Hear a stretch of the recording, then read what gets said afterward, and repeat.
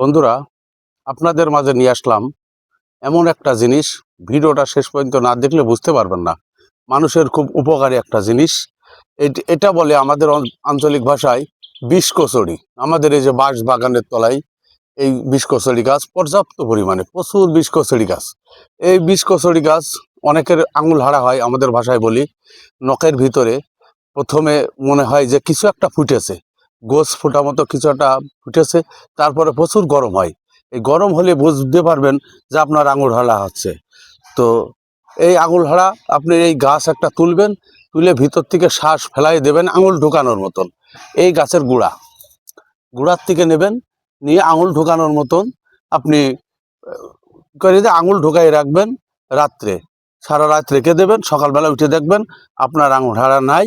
100% sure সারাই লাগবে এবং সারবে। আর একটা বিষয় আছে, সেটা হলো এই গাছের এখন তো ফল নাই। এই গাছের ফল হয় এই বর্ষার সময়, ফল হবে। ফল হলে ওই যে ফল পাকবে যখন, লালচে মতন ফল হবে। যদি কারো টনসিল টনসিল প্রায় মানুষেরই টনসিল রোগটা আছে, আপনি কিছু ফল সংগ্রহ করবেন, করে শুকায়ে রেখে দেবেন। রেখে দিয়ে আপনার যখন টনসিল ফলবে, আপনি এই 3 বেলা 3টা, সকালে দুপুরে রাত্রি 3টা বীজই খাবেন।